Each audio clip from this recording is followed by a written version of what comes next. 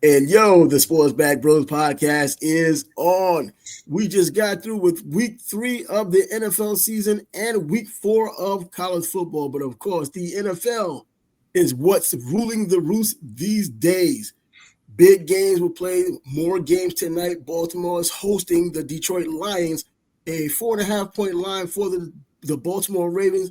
Let's see how that turns out. But anyway, a great weekend, especially for you. Your boys finally pulled it off. Your quarterback finally looked like a real quarterback going by the numbers, but still, 6 teams without a win so far this season. 0-3 across the board for 6 teams in the NFL. Was good. What's happening? So let's pump the brakes. Yes, Caleb Williams looked a lot better. Yes, he did throw for 10 touchdowns. Yes, he did throw some dimes. But let's remember who the opposition was. It was the sorry-ass Cowboys. And I don't know if the Bears could look as good as they did yesterday against any other team in the league. Maybe the Giants. I don't know. The Cowboys on defense, they couldn't stop the run. They couldn't stop the pass. They couldn't stop a trick play. It was like they had no clue. If there was a 3rd and 8, 3rd and 9, and the guy's playing bump and run on the doomsday, he gets beat at the line of scrimmage, and that sets up the Bears' first touchdown. Why are you playing bump and run on 3rd and long? That's just dumb. So Bears fans, I posted this yesterday. Don't get too happy. Remember, Eberflus is the defensive coordinator for the Cowboys. So, yes, I'll take the W. Yes, they look good. And yes, I enjoyed it. But I'm not ready to start drinking no Bears Kool-Aid. Nah, you're not drinking Bears Kool-Aid, but come on now. 4 touchdowns for your quarterback who probably he looked like a franchise quarterback yesterday, even if it was just the Dallas Cowboys. He still threw a ball at a running back's feet. He threw another one 4 yards past the tight end. I mean, he still had some poor throws, but you want to call it nitpicking, okay, but he could. You still should never throw a ball at a guy's feet. No. I could understand if it's a 60-yard pass and it just doesn't get there, but the dude's coming out the flat. You can't hit him in the flat. Well, how about the running game? DeAndre Swift, looking at what he had done, he didn't get any yards on the ground. I know I read something at least earlier last week, and at least going towards the end of last week, of how they were probably going to look at Kyle Managai, the former running back for Rutgers, who's now a rookie, didn't get drafted. Well, actually, he got drafted in the 7th round. A rookie got drafted in the 7th round, and he got some burn, but he didn't look anything. He looked too much better based on the numbers. Well, what I noticed is he hits the hole. Whether it's there or not, he tries to hit. He's getting it. Swift, if there's not a hole, he dances around, tries to find a hole. He's just not Barry Sanders. He's not Gale Sayers. He's not going to make people miss it, and then he's off to the races. He needs to start trying to hit the hole, but that's just not his game. He needs the Bears line to block better. If you want 2-3 yards, give it to Manungai because he's going to hit the hole even if it's not there. Yeah, so he might get the 2 yards you need. He did that a lot at Rutgers as well. I'm surprised he even went that late in the draft. They talked so much about it in the beginning of last season. They talked about how much of a Heisman Trophy candidate he was.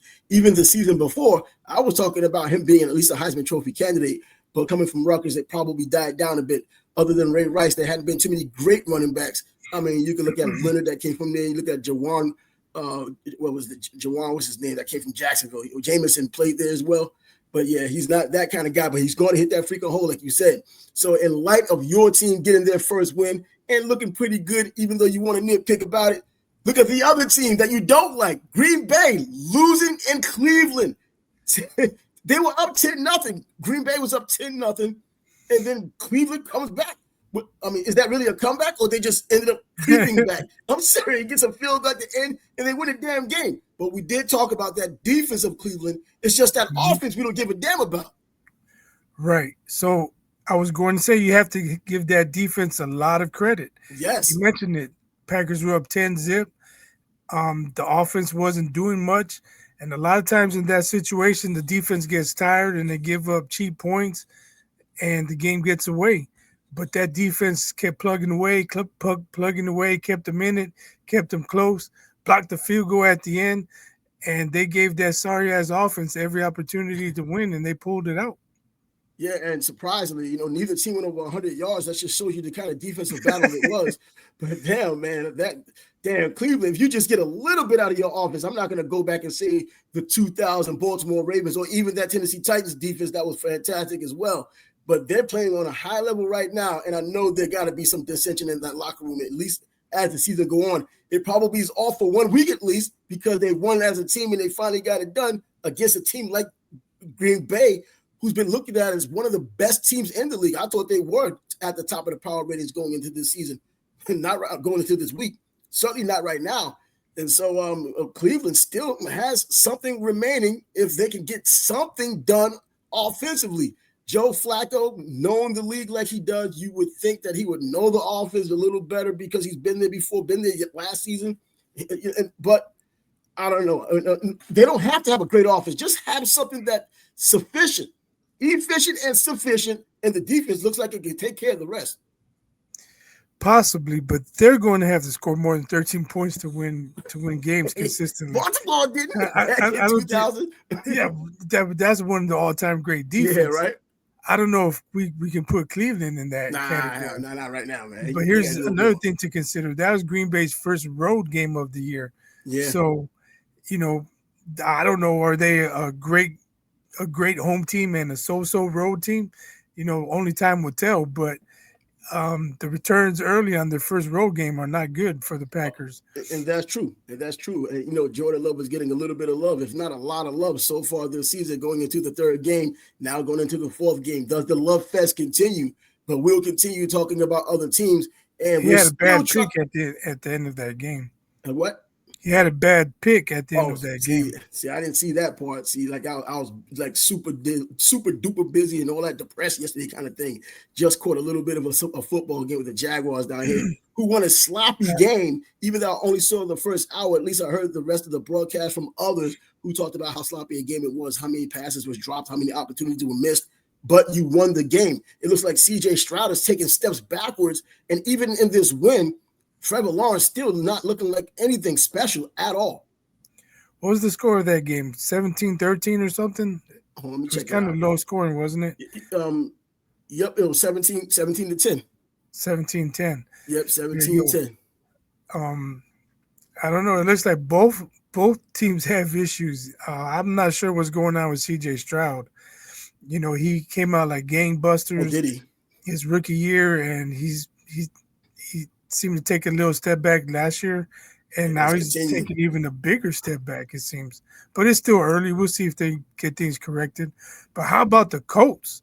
They don't give the ball away for nothing. I was about to mention them because I was going to talk about still trying to fit Daniel Jones with his gold jacket, doing what he's doing right now. The Colts as a whole, they're one of the undefeated teams in the NFL. Luckily, their division has two teams who haven't won a game yet, the Texans and the Titans so far. And, of course, what adds the misery to it is that Indianapolis did beat the Titans yesterday to get their third win, and the Colts continue to roll. I thought the Jaguars would be the team to win this, even though it's early. The AFC South, the Jaguars will win it.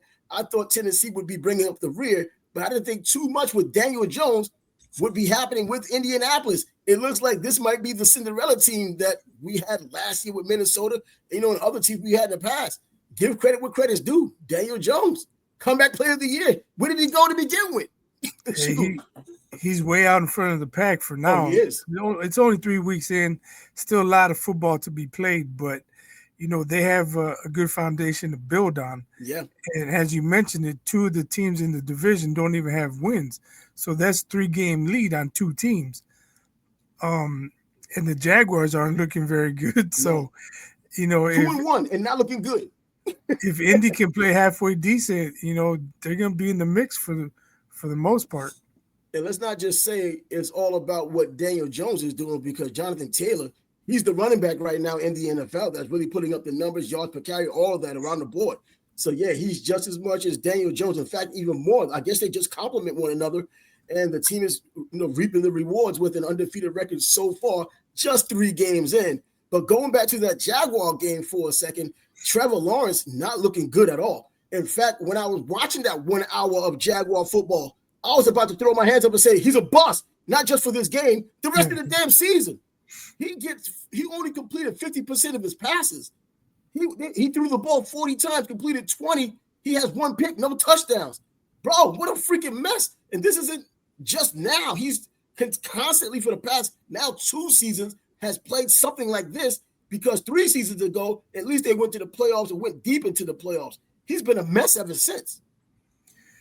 Yeah, I can't explain it. CJ Stroud seems to be in the same conversation. You know, he won a playoff game his rookie season, and then last year followed it up with a subpar season. We thought he was going to be he was on a steep ascent, but it seems like he's on the decline already. Excuse me. Time for him to retire. But it seems like he's pretty much following in Trevor Lawrence's footsteps, because all of last year we were waiting week 4, week 5. This is going to be the week Trevor Lawrence breaks out. It was week 13 and we were still waiting. Damn, now it's season 4, season 5, and we're still waiting. What's going on? We went from weeks to season. I hope that's not the case for CJ Stroud, but it seems like he's following in Trevor Lawrence's footsteps. I don't know how. They're not teammates. They don't play for the same team. Don't play in the same city, but you know they're both drafted high. So where is he going wrong, though? I'm wondering what's changed with him to where he's playing so drastically different from last season, now this season. It started last season. It's just continuing this season. He was just taking a step back last season. Now he's continuing to moonwalk this season, still going back and even faster. Luckily, he's in the AFC South that isn't so competitive. And, you know, I know that no one really cares about what's going on with Cam Ward right now, and I didn't expect him to do well in the NFL anyway. But, of course, he's just a rookie, so I'm not going to really just look at this season and say, look, what I told you. But I still don't look at his career as being great. I like him as a guy because he seems to be a confident, nice guy or good dude, competitive guy. But I just don't think he's going to be that quarterback that they're trying to force him to be. Pick number 1 overall. You're supposed to be that good. Tim Couch was supposed to be that good. We saw what happened with his career. But then, of course, moving on to another game, I have to talk about how my Jets stole that loss from the jaws of victory. Stole a loss. If anybody's going to steal a loss, the Jets are going to steal that damn loss. They were up less than 2 minutes remaining. Baker Mayfield gets them in field goal range. That's all that matters. That's it. That's all it was. God, man. And they came back in order to do that because they were getting ragtagged early on in the game. It wasn't even worth it. Oh, like, whatever, man. Whatever. Just had to mention it because nothing's going right. And then they said, oh, well, Aaron Glenn said these aren't the same old Jets. No, they aren't. We just getting the same old Jets results. That's it. Yeah, so, you know, we're talking about Trevor Lawrence and CJ Stroud. You know, Baker, he's had a big resurgence. You know, he struggled. He was out of a job, wasn't he? Yeah, and he then was out for a while. He came back. They found him in the recycle bin, and he's been balling. You know, I had a love-hate relationship with him because I didn't like him in college. And then when he came into the NFL, I was like, I don't care. He's overrated. He was with Cleveland, doing some things, but never really living up to expectations. But then I think it was, what game was that with the Carolina Panthers? Oh, no, when he was out there, I think with the Rams, was it? I think he was out west, and he did that game. They gave him the game ball and all that stuff. Or was it with Carolina? He beat a team from the West Coast. Regardless of what it was, I kind of like, damn, man, he became likable. You know what I mean? I understood, yeah, it's competitiveness. It's not just him being an asshole, even if he's just being an asshole. Competitiveness and asshole kind of run a thin line. But, hey, I kind of like him now. Didn't like him yesterday, but I kind of like him now. And hopefully as the season continues, that's one of the dudes you can kind of root for, at least me. I could root for him if he ends up doing something in the NFL and get into the playoffs and even being one of those Cinderella teams that go to the Super Bowl. You can rock with a dude like that. At least I can. You know, based on where I started from with him to where he is right now. Hey, he ran the gamut, and he's looked like he's on an upswing in his career, kind of like Rich Gannon. I'm right down the middle for him. I never liked him. I never disliked him. Yeah, he is what he is. He never irked me. He never bothered me. And I haven't watched enough of him to say, you know, that's one of the guys I like to watch play. Like, I can't even say he's not a guy I don't like to watch play. I just haven't watched him. The the Bears played him, I think, when he was in Cleveland, and they might have played him last year or 2 seasons ago, and he outplayed Justin Fields. But I mean, is that saying Who hasn't much? done that lately? Right? Is that saying much? Even if he's not playing, he's still been outplayed. I mean, even if it's Tyrod Taylor backing him up, he's been outplayed on your same team. Ridiculous how that went. But look, keeping it going. What about that Rams and freaking Philadelphia Eagles game? I teased it down to +9 for the Rams, so I still played and got well with that game. So I'm not going to trip over it. But damn, Philadelphia came back. The Rams were up pretty big in this game in the NFL. When you're up by 10 points, even 15 points or something like that, very difficult to come back. And they did just that, but we also saw that a couple of weeks ago when Buffalo did the same thing to the Baltimore Ravens. They were able to come back. But I didn't think that was going to be the case with Jalen Hurts. I don't look at him as that quarterback that's going to throw the ball and get you out of trouble, but he runs a lot too. So they were, and the defense was there. Well, how much defense really when you score all those points? But they were able to pull it out. Another undefeated team so far this season. Well, I think the biggest story out of that game was the missed false start on the tush push. Oh, I saw that. I saw a video of it. I mean, I saw the replay of it, and I didn't even see it I saw how they got in the end zone. You talk about the touchdown they got, right? Right. Yeah. Well, I think it's the left guard. He left a split second early before the ball was snapped. So that's the part I didn't see at all. And now the narrative is that's not the first time that it's happened a few times, and the refs either don't see it or just refuse to call it. Well, when you're in Philly, you probably refuse to call it. And you didn't see it. You saw it, but refused to call it. You don't want to have your dog dead after this damn game, so you just call it the way you thought you saw it. But at the same time, going by the success of the tush push and them being the inventors of the tush push, they're going to get in there anyway. It seems like, regardless, they're going to get in there anyway. My thing with the tush push is everybody's in the neutral zone. They're all in the neutral zone. Like, that's why I guess the refs let it go, man. They're like, you know what? Everybody's any damn way. I'm like, we're just going to let them line up wherever they want. I mean, once you let them line up wherever they want, I guess all bets are off. But I think those are all illegal formations, man. They got a rugby scrum and they just push it all in. The brotherly shove. I like that better than the regular tush push. The brotherly shove sounds pretty damn cool, man. Yeah, tush push has a certain connotation, not very manly. Exactly. That's what I'm saying, man. You know what? I would understand if the 49ers was using the tush push. Not in Philadelphia, though. Come on. or Cubs baseball. Yeah, Cubs, right? Cubs. You got to put those Cubs in there regardless if this is football talk or not. But yeah, more games going on. Let me check out one of these damn games that was playing. The Carolina Panthers, by the way. What did the Steelers do? But the Steelers won. They did beat the New England Patriots. They went up there and beat the New England Patriots. So I don't know what to really think. I know Drake May is in his second year, and it should fall on him as the quarterback, even though he's still growing, kind of like CJ Stroud. He did some decent things last year, but nothing like CJ Stroud or even Jaden Daniels last season. And he didn't do anything like that, but they still lost. Aaron Rodgers was fairly mediocre. I don't even believe he went over 200 yards, and they won another damn game. I mean, I'm not going to say they're winning in spite of Aaron Rodgers because he has something to do with it. He's getting them down the field, even if he's getting them in field goal range. He's doing something. He's not playing like he played with the Jets last year. And I continue to say, like I said in the beginning, it's not Aaron Rodgers. It was the Jets, and now we're seeing it's still the damn Jets. But yeah, they get the win and still undefeated. I see. Yeah, so I guess they lost last week. So I think they're not undefeated. Tomlin's safe for another week at least. And it's unbelievable he has to even worry about this kind of thing. He's safe from the scoundrels out there who want to talk nonsense about him on sports radio and all that kind of thing. Speaking of, you're born down in Miami. Which one? McDaniel. Oh, McDaniel. You're out. That's another baseball one. You're out, man. You're doing the baseball. But he was my number 2 guy. They had just played their best game of the season, though. But I think they had it out for him even before that. Probably, you look at his little nerdy things that he does. That was a strong effort on Thursday night, man. They hung in there with the Super Bowl contender. Yeah, they did. But I guess they don't want close but no cigar. These moral victories when you're getting paid money. And I think he was on the hot seat anyway going into the season.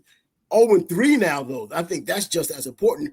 In the AFC East, the Jets are 0-3. The Dolphins are 0-3. And it's a bad division. It looks like no problem for the Buffalo Bills. Even if Josh Allen, something happens to him for a couple of games, they still might just win damn games. But yeah, man, I can see how that happened. But how much success can they expect with an interim coach? I don't know. I mean, they're all from the same staff. It's not like they're bringing someone in. And the players, has he lost the players, or was he disliked by the players anyway, that they may just play better under an interim coach? I don't even know what the deal was. I know that, being here in Florida, we don't get as much Miami news as we get Jaguar news, but you can hear some things in Miami talking about how he wasn't exactly well liked because he made it somewhat seem about him, his stupid little faces he make and the way he acts on the field. People were talking about him, separate from the team. And I guess that thing ran old. And in the locker room, you have all these other issues. I mean, I don't know, did some of these off-the-field issues become an issue with Tyreek Hill still having his off-the-field issues like every damn season? You can't run the ball effectively with any consistency. Waddle just came back, and trying to play like he used to play. I mean, nothing's worked for them. And Tua just doesn't look the same. They gave him his big money, and he just looks ordinary. Yeah, I think they have to figure out what's going on with Tyreek Hill. He's too talented for him not to be performing at a higher level than he currently is. Especially when he has Waddle on the other side of him. Right. You would think that opens up the opportunities. When Waddle wasn't playing, or when he was injured, or when he wasn't playing up to par, Tyreek Hill was still getting his, or at least you can make a reason for why he wasn't really making the big plays he's used to making, because they're doubling, triple teaming him. But now he does have that help. But the running game isn't what it was last year. What is he doing? Last year he was explosive, but after that knee injury, he's not the same player anymore. I saw some of the runs that he made, but he doesn't have that explosiveness anymore. And hey, you know what? The Dolphins, anyway, are the Jets' true rival, in my opinion, growing up and watching Marino and the fake spike and all that nonsense. The Patriots only became an issue because of the Tuna Bowl with Bill Parcells going there and they coming to the Jets. That's when they became somewhat of the Jets' rival, because of the Tuna Bowl. But generally speaking, the Dolphins are the Jets' rival. So I like to see both of us at 0-3, if anything else. Come on now, let them join the crew and see who wins that game first. Who could get that first win first? Oh man, I can't remember. I had a thought. Oh, were you about to say call Christmas because the Bengals, regardless of whatever happens with Joe Burrow coming back or not, they're not going any damn way, getting blown out yesterday by the Minnesota Vikings? Cancel Christmas. Cancel Christmas. Say call Christmas. Call Christmas, cancel Christmas, all that stuff. They ain't having a Christmas. They're going straight to New Year's. And they're going to be home watching. I don't know, man. Maybe Burrow got to come out in bubble wrap or something, because something's always going wrong with that guy. And his injuries aren't ever just, a sprained ankle, he might be out for a week. He gets hurt. My man's done for like a half a season at a time. And then that's it. And then he's back, or trying to come back. But Minnesota able to pull it off, blow them out without J.J. McCarthy. But I don't think that's as big a deal, because, I know even though J.J. McCarthy did play well in his debut, he didn't play well last week. I still look at him as a freaking rookie, which he pretty much is based on his playing ability. So any backup that comes in is either just as good as he is or better because they have more experience. And it seems as though it's been helpful at home right now, getting that big ass win. Yeah, I don't think that's a great loss. It's not at this point in his career. Like, you don't even really know what you're losing at this point. And someone like Carson Wentz coming in as the backup, somebody with experience, a little bit of a chip on his shoulder. He really wants to win the game. I don't know if he thinks he can take over for J.J. McCarthy, but being as early as J.J. was taken in the draft. But yeah, you have it in a serviceable quarterback's hands, and they were able to pull it off in blowout fashion. This damn Browning, he's terrible, man. He's awful for Cincinnati. At Washington, I thought he was okay, but here he's just not any good at all. You think maybe they can trade for Dylan Gabriel or Shedeur Sanders? I don't know if the Browns would be willing, but I don't think in the conference. Hell no, I don't think that's a conference. No, I just remember what I was gonna say. Your boy Ashton Genty, man, almost had a breakout game. He averaged 3.7 yards a carry. Bro, you playing games here? You about to have a breakout game talking about that too? Well, I think he had 19 for 64 or something like that. You know what? Hey, man, and I know you sent me a video about this, and it looks like everybody's on your bandwagon, man. I'm hoping against hope. Like, this dude got it, man. I saw it myself. and don't look like it. It doesn't bring me any joy to see him fail, other than hey, I was right. But But damn, I bro, mean, I'd rather be wrong. Actually, I'd rather him, man, be a decent running back. I just hate that it's the freaking Raiders, a team that I know can ruin a quarterback's quarterbacks too, a running back's life. But Josh Jacobs did come from there, and he did lead the league in rushing. So it wasn't just an Oakland Raiders or even now Las Vegas Raiders thing. Damn, I just and I think the video that you sent me was who was talking on that video? Was it Clark, right? Ryan Clark. He says that he doesn't see that it. He doesn't see that it. And that's the it I saw in college, but he's kind of right in the NFL because even these other players that he had mentioned, when they were playing, and even though their teams weren't good, and even though they didn't necessarily get those numbers, you just saw the ability that when they did get things on the upswing, you saw that it was going to pop. LaDainian Tomlinson, in the beginning, he was doing well from the beginning, but like, this is the guy we picked. This is the guy who ran for 40 yards in college in one game. But then, the rest is history. He's a freaking Hall of Famer. Question has a long way to go. The thing for me, like I mentioned weeks back, I saw LaDainian Tomlinson in college. I saw Marshall Faulk in college. Oh, bro, I saw Eric Dickerson in college. I've seen great running backs in college. And when I saw Ashton Genty, like, he didn't remind me of those guys. And of course he's not going to, he's not built like Eric Dickerson, or, he's not quite as athletic as Marshall Faulk. He doesn't catch as many balls as LaDainian Tomlinson. But I mean, as far as the talent level, like the eyeball test, for me, I just didn't see it. Man, when I watched him play against Oregon and watched him play against other teams that had names or so-called name brand teams, he went out there and he showed the speed. He showed running back things like lateral movement, stop and go, going from 0 to 60. He showed those damn things against these so-called quality teams. He was averaging double digits per carry for a couple of games. I think 3 or 4 games, he was averaging double digits per carry. And it wasn't draw play, so there wasn't a funky offense behind him. I remember there was a kid named Chuck Weatherspoon who played for the Houston Cougars back when Andre Ware won the Heisman, and he was averaging nearly 10 yards a pop, but it wasn't that run and shoot. All you did was give him the draw. He was like a 5'7", 210-pound back, but he got the draw, just kind of ran the ball straight ahead when everyone was expecting all these passes from Manny Hazard to get, the passes that Manny Hazard was catching, expected to spread the field, and it did. But you can see that he wasn't going to be something. You've seen 2,000-yard running backs in the past that you were like, nah, I don't think this guy's going to be the dude. Kevin Smith from UCF, as good as he was with UCF, I knew he wasn't going to be that guy when he got to the NFL with the Detroit Lions when he started. And then, you go down the list of these guys. Byron Haspard, another 2,000-yard running back. Ron Dane, a 2,000-yard running back. And you just know, this is not going to really play out in the NFL. But for Ron Dane, I actually thought it would because of the Giants' style of play. He looked like he fits in like a glove. But in Troy Davis, he could have been like Jerome Bettis. But Jerome Bettis, bro, you saw Jerome Bettis' athleticism. Jerome Bettis' athleticism was through the freaking roof at Notre Dame.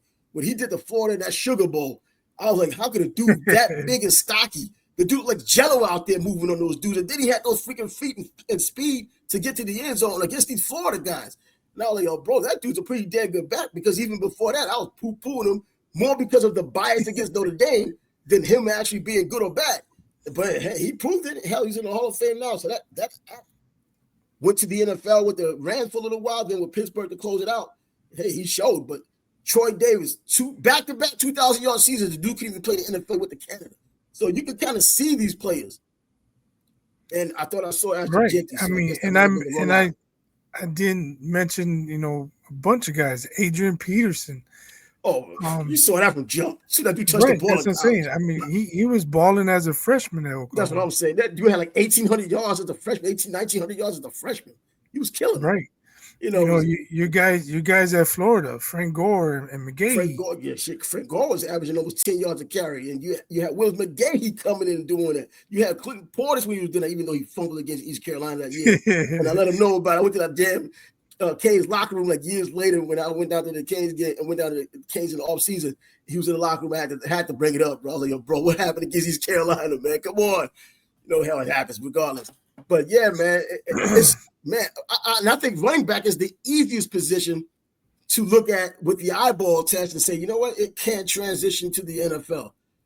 Because the only difference is the blocking assignments. And from high school to college, from college to the pros, the blocking assignments obviously change. a lot of these high school backs don't do well because they've never been asked to block for anybody. Everybody blocks for them. But when you get into college, you have your assignment. And then in the pros, bro, you got to protect that big-ass investment, the quarterback. And I saw Ashton Genty not doing a good job doing that last week. The dude doesn't want to block. Yeah, he's going to get replaced quickly if he continues that lack of effort. Unbelievable. And you're talking with the Raiders, who are known for doing things like that. They can replace a player, even though it's not Al Davis who would do it. Now, this is who Marcus Allen, just to make a point. They might be willing to live with it if he was averaging 4.7, 4.8 yards a carry, but he's got to get out of those threes. He's under 3 for the season, man. So, bro, 3 in the NFL is damn horrible. I mean, it's horrible. Travis Etienne was under 4 yards a carry last season, but and he's looking better now. But yeah, but for a player who I thought had that initial explosiveness, the vision, it's more to just looking at a running back and seeing if he has breakaway speed. When you look at a running back and see him doing running back things, the instincts, the vision, making that cut, not having to skid when he cuts. To me, that's a big deal when a running back doesn't skid, or even a player that's athletic doesn't skid when they cut. That kind of accentuates the athleticism. I've seen other players who are just so fast when they make that cut, they're like, skirt, they kind of like taking multiple steps. Nah, not that athletic. But, that's straight line speed. Look at Carson Beck. He does that. He got good speed, but when he makes his cuts, he's skidding like he's in a cartoon. So, he got good speed, but you're not exactly great athletically. So that's it. But Ashton Genty was doing just that, planting and going, not skidding and going. I'm not even going to mention Barry Sanders. Forget about it. We already know what he did. But even Emmitt Smith, who's slower, was able to plant and go. He didn't lose any time, didn't lose a step, and was going, even with his so-called 4.6 speed, still getting it. So I just don't know. I still think I blame the freaking Raiders, period, man. They McFaddened him. That's it. That's all I can come with. They McFaddened him because Darren McFadden was supposed to have a much better career than he ended up having. But because of the Raiders, and then ultimately the Dallas Cowboys. You know who I thought was going to be a really good back and ended up being a really good back in the NFL, but just didn't get a lot of attention? Shady McCoy, man. I remember watching him at Pittsburgh. I was like, he's good. He's good. I just don't know why he didn't get a lot of attention. I don't know either. I mean, I try to watch as many of these guys as possible. I mean, over these years, in fact, over decades now, seeing these guys and now thinking about some of them and wondering, damn, why didn't he make it? Like Swervin Curvin Richardson, who also played for Pittsburgh, Billy West, but he had an injury. He was the guy that was looked at as even better than Curtis Martin at Pittsburgh. So you look at all of these damn good backs in the past, we talked about D'Angelo Evans, but that was more injury-based. And he didn't get to the NFL. Marquette Smith played with Florida State, transferred to Central Florida, still made it to the Carolina Panthers, but that was injury-based. But I don't think he would have been anything special. But there's been so many. Priest Holmes. In college, he was okay. Hell, the NFL, he just owned it. Larry Johnson was pretty damn good. In the NFL for a little bit of time, he was the best back. Yeah, he had some monster seasons. I think we got a little off track, though, but whatever. Oh, yeah. Man, got to that dog and talking about those doggone bad teams. And speaking of bad teams, we're all talking about the Raiders playing against the Commanders without Jaden Daniels, and they still get the blowout. 41-24 with the Raiders. Crazy. I don't even know who his backup is. Who the backup? Let me see. Maybe. Oh, yeah, Marcus Mariota. Oh, okay. Yeah, I remember when he went down and said Marcus Mariota will be his backup. So, and you know what? That's not a bad backup based on what they're doing, because he's a lot like Jaden Daniels. He does the running thing. He does the throwing thing. He's been in the league for a long time. So, so nothing's going to really fluster him. So you're not even missing too much based on Jaden Daniels' progress from year 1 now to year 2, and Mariota being in the NFL for as long as he has with a lot of the same attributes. Hey, that's probably no surprise they did that, but it's still the freaking Raiders. So anytime there's an L, the Raiders will be not too far behind.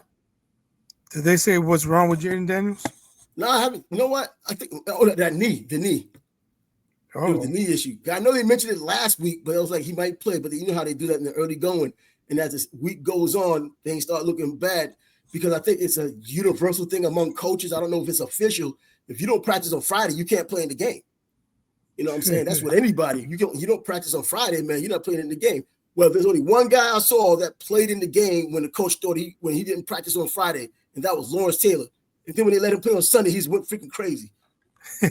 He went crazy, man. They had I remember I read a whole timeline after the game. Oh, he can't play. He's most likely not going to be available next week.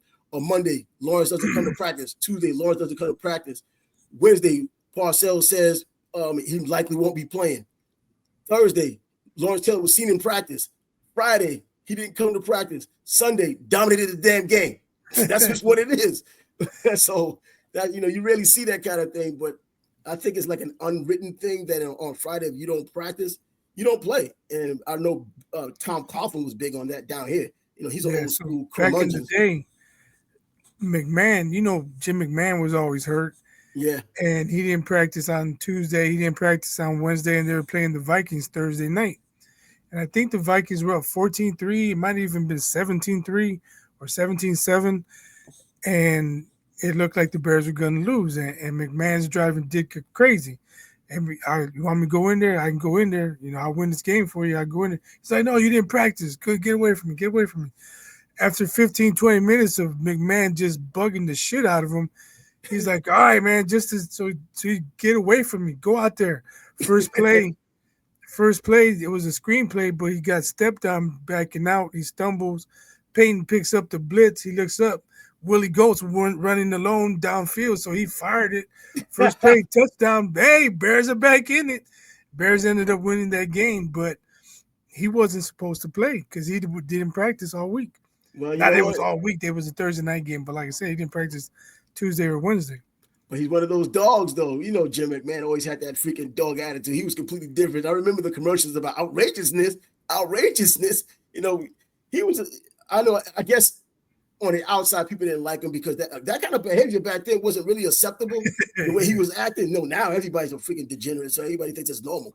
But back then, he was acting like that. People frowned upon that kind of thing. But now everybody's kind of the same.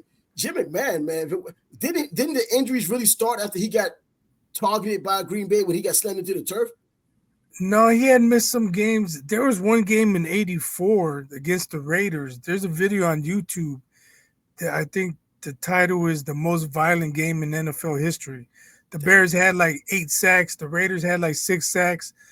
The Bears knocked out 2 of the Raiders quarterbacks. The Raiders knocked out McMahon. Yo, there's something on the freaking internet with that, like the past couple of weeks. I think I saw that title, the most violent game ever, or something like that came through the news feed. Yeah, I remember that game. I think the Bears won maybe like 2013 or something like that, but they killed Mark Wilson. They killed his backup. McMahon, he had a collapsed lung, I think, in that game. Damn, bro. From that game. So he had various injuries, but the game you're talking about against the Packers, he threw a pick. He just got grabbed from behind and got slammed on the shoulder. From that point on, he always had shoulder problems. Yep, that shoulder problem, man. And that was like way after the game. He wasn't expecting it. He did the bear hug and slung him down. Yeah, it's not like the dude was trying to block him so he wouldn't make he just grabbed him completely illegal. Right, threw him down. Right. Wasn't that some bounty kind of nonsense back then? When they had the names on the towel? I don't know if it was the same game, but there was some jackass with a towel with numbers on it. Yeah, the towel. That was that jackass. Yeah. He had the towel with the numbers on it. Shit, the NFL see something like that now, you might get freaking banned from the league targeting players like that. But anyway, man, how about the Chargers? The Los Angeles Chargers, 3-0 now. Jim Harbaugh, completely legit. Even with a 3-0 record, he's doing what he does. And Denver down to 1-2. Not exactly what Sean Payton wants. There's a lot of the season to go, but that AFC West looking like a pain in the ass now. KC, I'm thinking last season started the beginning of the end of them being elite of the elite to just being a good team. Now you could be susceptible to losing games, not on a regular basis, but there are no gimmies. And the AFC West looking pretty nasty right now because even that Denver team, still a pretty damn good team with Bo Nix in his second year. Right. And Harbaugh's got Herbert playing at another level now. Bro, I'm glad, man, because that dude has so much talent. I was wondering when he's going to realize it and be consistent with it. Yeah, and we talked about the Chiefs. They're I don't think they're at the top of the hill like they were a couple of years ago. Last year, I was waiting for them to flip the switch in the playoffs, and I thought they kind of did, but in the Super Bowl, there was no switch they could have flipped.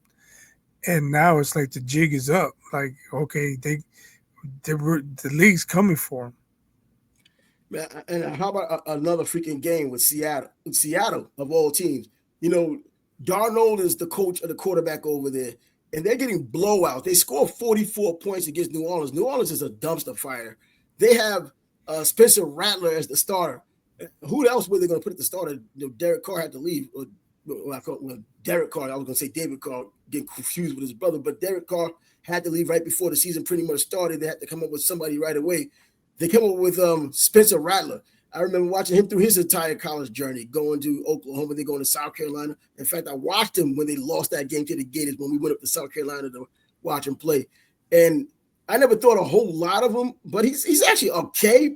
And I think these are just growing pains. He may grow to be a solid NFL quarterback. I don't think he's going to be anything special. Nothing wrong with that. But, man, the dominance that a 44-point game, scoring 44 points at least for Seattle, and winning 44-13, Spencer Rattler not doing much. And hell, only 2 touchdowns by Sam Darnold, so that's not doing much. And then you think that with a score like that, there must have been some domination somewhere, especially in the offense. And then you see Kenneth Walker getting less than 3 yards a carry. This is another guy who has all of that ability, all of that speed. He was one of the fastest dudes at the combine when he came out of Michigan State. And this is what you get. And he hasn't done anything since he's been in the league. Yeah, so was it the Dolphins or the Saints last year that was putting up 40 or 50 couple weeks in a row? In the beginning? Yeah. They'll come back down. That's not going to last too long. Oh, no, I'm not expecting it to last at all, to tell you the truth. I'm just saying how bad New Orleans is when I didn't think they would be this bad, even with Spencer Rattler as the quarterback, and with Sam Darnold, Seattle isn't expected to do much of anything. But look, they're doing something. And that NFC West looking tougher than I thought it would have been. Arizona lost their first game yesterday. And then, but that was against San Francisco. Those games are always close, kind of always tight, surprisingly, with Mac Jones, the quarterback with San Francisco now. Brock Purdy out with the injury. They teased a little bit early last week, that he was going to get a chance to play. And, of course, they thought since Mac Jones played so well last week, kind of let's see what he can do for an encore. He went out there, didn't do much for an encore, but win the game is all that mattered, and they did. And Christian McCaffrey, another one, not putting up a whole lot of numbers, but how could he? George Weddle's out, Brock Purdy's out, so there's issues. And now Nick Bosa's out for the season. This guy. Oh, that's right. I did see that earlier. ACL, right? Yeah, man, he and his brother, bro. Those guys can't stay healthy for the life of them. Yeah, that hurts. These guys get hurt. When you got a difference maker on your defense and he goes down, that hurts big time. Yep, and both he and his brother, they played here in Florida at St. Thomas Aquinas, and they both went up there to Ohio State, which is kind of a pipeline for St. Thomas Aquinas' top players. And these guys, without a question, when they're healthy, 2 of the most dominant in the entire league on defense. But then the problem is them staying healthy, and then when they get injuries, they just can't get a small injury. It has to be the biggest they can find. And an ACL is as big as it gets. He's going to be out for a season now. And since we're heading into October, does it even bother him? Obviously in the off season, does he get back in time for training camp next season? Man, damn, it shouldn't have to go that far. But he's that big a difference maker, especially after the plays that they don't have on defense that they had last season. So now you take that big cog off of there. Expect a whole bunch of problems for that 49ers defense unless their offense can keep up with the scoring. Yeah, I was just thinking they're going to probably have to win a bunch of games, 30-27. And with Mac Jones out there, I don't know if they can do that with any consistency. But Brock Purdy wasn't doing a whole lot better in terms of putting the points up. He was at least taking care of the ball and wasn't giving it away. So, you had some efficiency right there. So, but I still think they'll be okay offensively as long as they can be consistent. But it's just a matter of time before Christian McCaffrey will start doing his thing in terms of injuries, because that's just how he's been throughout his entire career. And even though that's what we're talking defense and offense, I don't wish it on him. That's just what's been happening. That's an observation. Unfortunately, it seems that way. But let's get back to the Cowboys, because it looks like CeeDee Lamb's going to miss a significant amount of time. Oh, yeah, I heard about that too, man. What happened? His ankle got rolled up. Oh, yeah, I heard a sprained ankle, but I didn't hear how bad it was. So, and then he tried to continue playing, and he was running the route, and he just couldn't do it. He had to come out. Bro, those high ankle sprains are serious business, man. Those things are worse than breaks. But you know what kind of sucks too for the gamblers out there. They had any kind of parlays or any bets on CD Lamb. He came back in the second quarter. The prop bets. Right, he came back so that all of those bets were not voided because he played in the Yeah, he second came quarter. and played. Yep. He came back, and so he played maybe 1-2 plays, and then he was done. But he played just enough so that they didn't have to void those bets. He probably had to help somebody's fantasy team, tried to help some fantasy teams out there and couldn't complete the task. But God, man, but tonight, But but the Bears ran, I think, 11 straight running plays on them yesterday. I mean, that's almost unheard of without an effective running game, in the NFL, especially. In college, you get mismatches. The O line can dominate the D line, and why do anything if they can't stop off tackle? Just keep running it, right? 3 yards, 4 yards in a cloud of dust. But in the NFL, you got to change it up. You can't just keep running the ball, running the ball. But yesterday they were able to do it, man. That defense I thought the Bears defense was bad. Cowboys defense is horrendous. Did Jadeveon Clowney play? If he did, he didn't make any plays. Damn, if that dude didn't make any play, if you don't know that he played or not, he didn't make any impact. Yeah, I have forgot they signed him. I don't remember hearing his name. Jadeveon, man, and I heard they even took him off the street after it was the first time this season. I mean, it's only been 3 games, but there were no sacks given up by the Bears line. Well, shoot, that's I know because against you look at in the beginning of the last season, year Caleb was the most sacked QB in the league. So, well, maybe things are improving, or the Cowboys are really that bad. I'd like to think that they made adjustments and they're improving, but I can't disregard the fact who they were playing. Eberflus, he's there making things happen on the defense. But I don't know, man. But I mean, Dallas played better against Philly in the beginning of the season. I mean, they lost, but at least I know the old NFC East showdown. First game, rustiness, no preseason game. But how about tonight's game?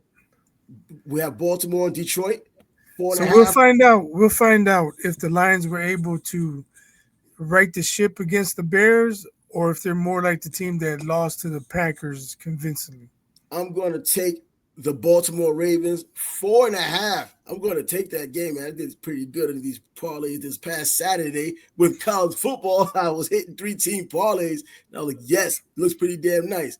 But then yesterday I had a teaser, and I got greedy, a 16 teaser, and the team that I thought would give me the more guarantee than any other team was Green Bay, and they freaking lost. I teased that joint, and I was like, "You crazy, man?" But that's what happened.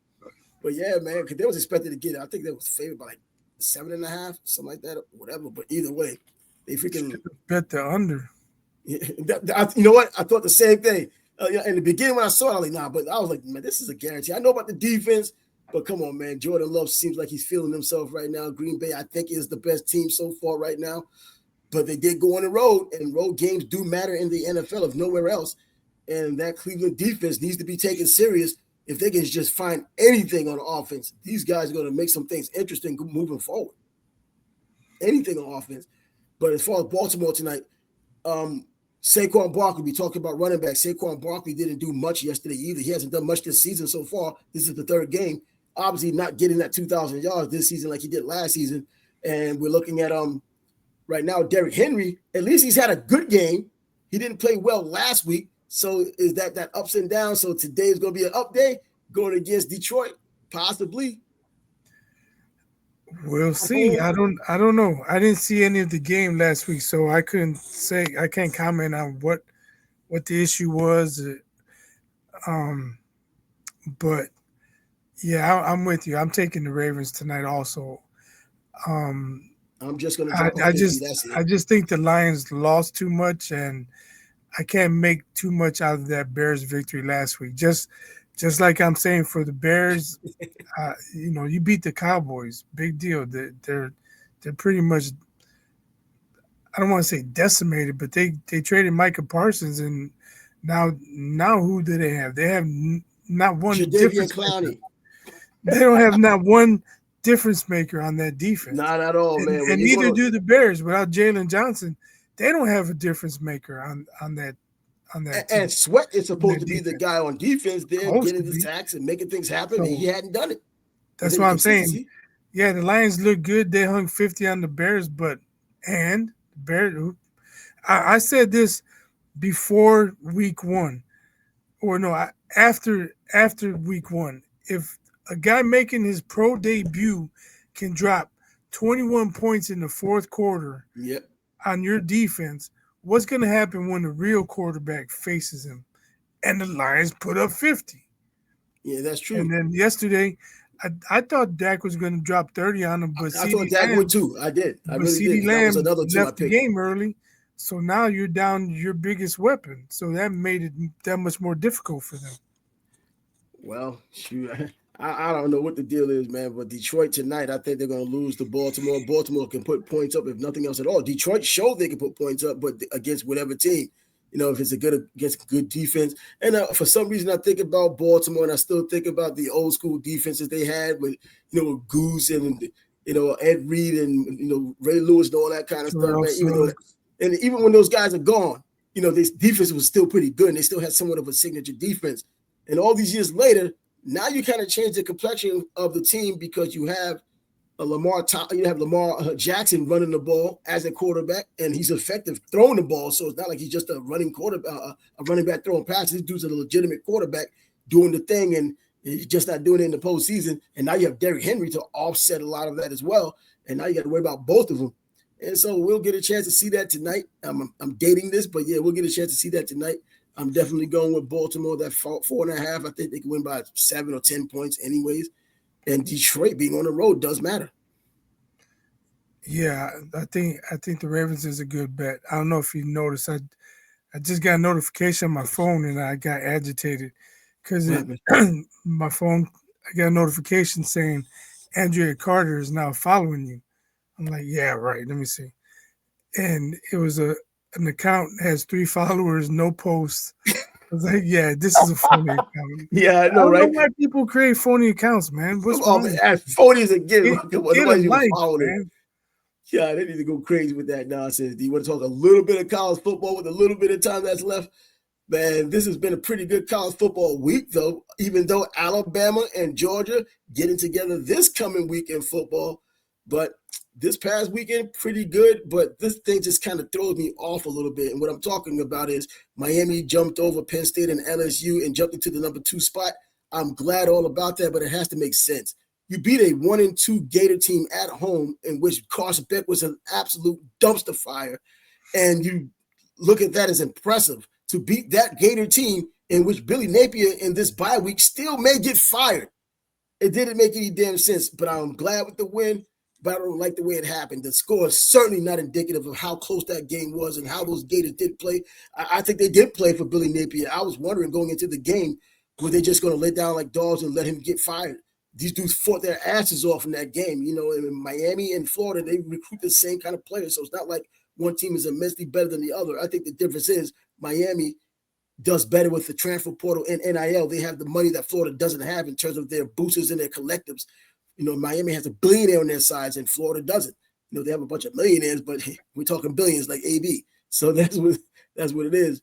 And, the game that surprised me more than anything was Syracuse beating Clemson, but now I realize Clemson just isn't a good team. I hear Booger McFarland saying Clemson's been poorly coached. Yo, this is Dabo Swinney we talking about, a dude with 2 championships. How all of a sudden he can't freaking coach? Come on now. If anything, blame his ass about the transfer portal. Don't say this guy can't coach. That's stupid. Well, please explain to me how Notre Dame is ranked when they were 0-2 and then didn't look very good against Purdue. Like, what have they done to earn I the talked top about 25 that in ranking? the college show that I did. I was like, there was 2 teams that were undefeated that weren't in the AP or the coaches poll, but then Notre Dame 0-2 still in the coaches and AP, and now they almost have a right to be there because they did get a win. So it's no longer 0-2, it's 1-2, but you beat Purdue. And so you're still there. Just see, they won now. If we had them in there to 0-2, and then we don't have them there with 1-2, it would make sense. It didn't make sense for them to be there to begin with. Right. Unbelievable, but this is what we have. So yeah, that was in Indiana, bro. I was surprised, Woo, man. I was surprised like nobody's business, man. And I they like my didn't man. jump up, but they did not jump up as high as I thought. If you got Illinois in the top 10 and they get 70 hung on them. See, that's the deal there. I didn't think Illinois was that good anyway. I didn't think so either, Exactly, but still. But Indiana, though, I thought all Indiana needed was a quarterback. And they got Fernando Mendoza coming from Cal. He's their quarterback. I thought he would come to Miami, and I wish he had come to Miami. But the reason why he goes to Indiana is because his brother's an offensive lineman up there. You know, those guys both come from Columbus High School down in Miami.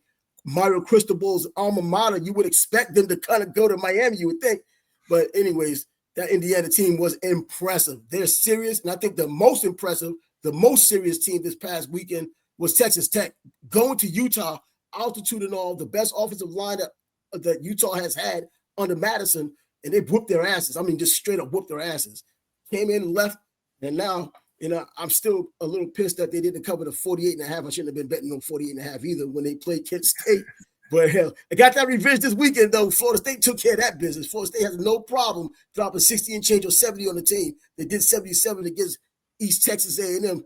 So if you're a trash team, they're going to trash you. But yeah, man, Texas Tech, the team that needed to jump the highest out of all teams that were playing this past weekend. Yeah, and Scott Frost got a win against Belichick. Oh, I took that. I hate to even say it. I was like, yo, that's an easy win. I didn't want to say it. I'm rocking with Bill Belichick, man. He still goes back to the Giants when I was a kid. So I was like, yo, man, I'm rocking with Belichick. I'm thinking they're going to lose, but I hope they don't lose by too much. They got stomped out like they weren't even in attendance. All of these players, these 40 freaking freshmen, these 30 players from the transfer portal, all that stuff is just still a whole bunch of hodgepodge or whatever he put together and hope that his wisdom can kind of go into them. The game might be too complex. That's what Signetti does at Indiana, and somehow he gets it to work. I think, you know, with Bill Belichick, who's new to this kind of a thing, I think Signetti, look what Signetti has done. He's been at Elon. This guy won at freaking Elon. And then he gets James Madison, which was good in terms of talent, but he got them into the playoffs, into the championship game. So he just took step by step against teams that should never win. Elon is down with Presbyterian. Presbyterian no longer gives scholarships to players on football. And he made those guys winners. They lost their first game, and then they won 8 straight with him. I'm like, bro, that dude, he's one who needs to get it. I mean, is Indiana going to be his final job? I think he wants that huge job, and he's going to deserve it whenever he gets it. That guy's doing some work. I don't think Indiana's a forever job. I know that's what I'm saying. I don't think it is. I wish it was. When the hammer drops on the board, Alabama, they might come calling. Well, shoot, Alabama is going to go with Swinney. There's such an issue with Swinney. He has a contentious relationship now with almost everybody in Clemson. He used to be so likable on the radio. Now he's pretty honorary, and he should be because they're accusing him and they're yelling at him and screaming at him, and he's screaming at them back. But I'm thinking now, he has a $60 million buyout clause. So either way you look at it, he's going to win because all he's going to do wait for DeBoer to get kicked out, and then he's going to be the coach there because he did play with that 1992 championship team with Alabama. He's been always wanted to go back there, but he has 2 championships with Clemson. Yeah, there isn't anything like home. But is the feeling mutual? No, the feeling is mutual. Alabama wants that dude. See, the reason why it's a little more difficult now is because he can go there with his I don't fuck with the. Oh no, he's going to the transfer portal. You don't go to Alabama and you're not going to use the transfer portal. Well, he should just do it at Alabama, or is he sabotaging himself? He changed a little bit anyway. He never went to the transfer portal. He gave his reasons for not going into the transfer portal for this year. He got 3 players out of there, 3 players from the transfer portal. So he's making that move. When he goes to Alabama, he's going to know he has to use the transfer portal because that's just the way the environment is. There's one thing being in the ACC, another thing being in the SEC where everybody's going into the portal, but they're getting the best of the best. The ACC isn't getting the best of the best when those guys go into the portal. You know, unless you have that backing like Miami, they're able to just get anybody from around the damn country and dudes just sign up for it. But in Alabama, that'll be a perfect spot for him. Back at home, like all players, all coaches want to go back home. Kirby Smart wanted to go back to Georgia. That's where he is. It didn't work for Scott Frost. Well, his home, I guess, is California, damn it. Go to Stanford. He started there first. So, I don't know, man. But anyways, yeah, it was just a damn good college football week, but things are getting different. Miami will be playing Florida State. They have a bye week this week. They're going to be playing Florida State on October 4th. I thought about going to that game, man, but I was like, yo, bro, that game is already packed anyway, man. I'm going to have to just I don't know, sell somebody in order to get into that game. Somebody, and not a piece of my body. But anyway, we can rock the house and get up out of here now because that Monday Night Football game is about to come on. And I better drop my bet before the game does start because there's no leniency with Hard Rock betting app. That's what I'll be rocking with. Look at that cheap-ass plug. But anyway, I'm Trav. He's Biased, in the Sports Bag Bros podcast. We'll be shutting it down and opening it back up in a matter of hours, maybe another about 72 hours probably, to say the least. Until then, deuces. Adios.